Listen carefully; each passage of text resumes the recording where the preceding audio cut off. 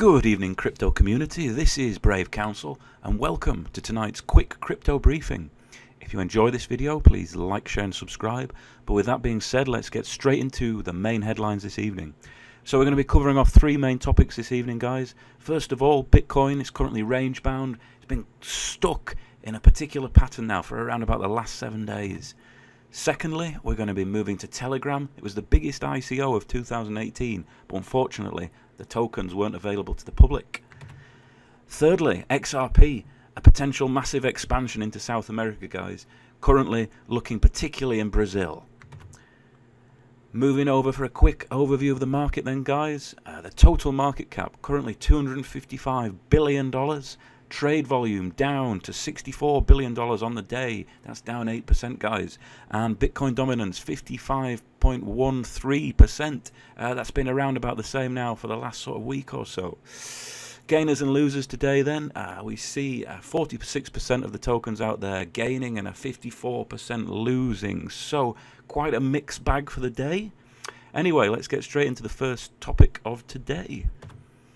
So, no man's land, Bitcoin price locked in $600 range for the 7th day. Let's have a quick overview of this then, guys. So, Bitcoin has been trapped largely in the 7,500 to 8,100 trading range since the 5th of June. High volume, falling channel breakout on the 4-hour chart, if confirmed, would revive the bullish outlook and open the doors to 8,500. And the 4-hour chart moving averages and trading volumes indicate the price is more likely to fall back to 7,500 in the next 24 hours. And finally, a break below 7,500 would validate the bearish doji reversal confirmed by Sunday's close below 8,000 and a deeper drop below 7,000. Well, I've got a slightly different view here, guys. So what we're going to do, we're going to move over then to the chart on Coin360. And what I want to show you here, guys, for clarity, is the 3-month chart. And I just wanted to show you, we've certainly been more volatile in the last month, but let's take a look over the 3-month period here. We see here at the start, this is the 13th of March, and this was going all the way through March. A very low volatility, very low volume. This was the period that everyone in the crypto market was dreading, in the sense that it just wasn't going anywhere, guys. It was range bound. It really was stuck. We get to, what would it be, the 2nd of April, and this is where the spike starts. We see a move from around about $4,000 Bitcoin up to 5,200 by the 3rd of April. That's quite a big increase just right there, guys. But of course we know that then throughout all of April going into the start of May, we went up gradually to the point where we started May, we were 5,500. However, by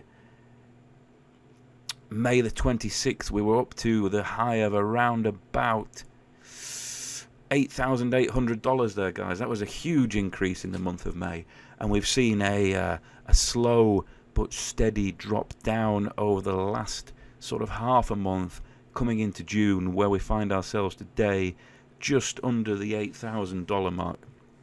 The reason I bring this up, guys, is because you will often read in the daily press, your coin desks of this world or your coin telegraphs, about going into a bearish pattern or a bullish pattern over a 7-day period. Now, don't get me wrong, I'm not saying that's not important if you're in the day trading space. However, if you're in the space of holding these things for the long term, should I say, you really want to be looking at these sorts of charts, the 3-month, the 6-month, because that's going to give you a much better idea of where we are as a bullish or bearish trend. And as you can see, from April all the way to now, we see a large bullish pattern. Yes, we might be in a consolidation period right now for sure. The volatility, the volume has dropped off slightly from those highs in May. However, I think we're going higher, guys, here.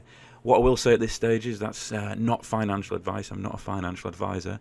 However, that's my personal opinion. I am certainly not selling at the moment, but then again, I do hold for the long term. I'm sure there will be others out there that disagree. So moving on to the second story of the evening then, messaging giant Telegram ICO token is at long last going on public sale. So this was a massive story back in 2018, guys, as it was the largest token sale of 2018. I'll just read you part of the article here. So, messaging app giant Telegram's Gram token, previously sold to accredited investors only in one of the biggest ever ICOs, is at last to be offered to the public. As reported by TechCrunch, a limited sale of the Gram token will take place on the liquid exchange from the 10th of July. The offering reportedly comes before the full public sale planned for October. The cost of the token and the targeted total for the raise are not being disclosed as yet. So, this is a very interesting one, guys, isn't it? A token that has previously only been available to accredited investors. Is it something I'd be interested in personally at this time? I need to do some more research on this in terms of what that sale is going to look like from the liquid exchange. It's not a familiar exchange. It's certainly not one of the bigger exchanges. Is that intentional in terms of how Telegram are looking at this? We know that decisions haven't been made in the Americas yet, in the USA particularly, as to how ICOs are going to be treated in the market in terms of tax and in terms of their potential to be securities. So I think this initial part of the ICO to the public is actually limited to certain countries that have made their own decisions with regard to how ICO should be treated. Moving on, in the sense of Telegram itself as an app, it's becoming very popular out there, guys. I think they've got around about 100 million users nowadays, which is pretty large for an app. Still nowhere near, of course, WhatsApp, which I suppose is its direct competition. The main difference is, as far as Telegram like to sell themselves, is, first of all, that it's a free app in compared to WhatsApp's paid-for service, and that it will remain free, and that's an ideological standpoint from their owners. They say it will always be free. Well, I'm sure we heard that before from WhatsApp at some stage in the past, but you will have to take their word from it, I guess. Secondly then, a lot of people talk about Telegram and its privacy settings and the ability for it to provide greater security than WhatsApp. Well, there's actually quite a lot of controversy onto whether that's true out there, guys. If you do some reading into the space, you will soon find out that there are a lot of advocates for Telegram. It's particularly good at setting up large conversations.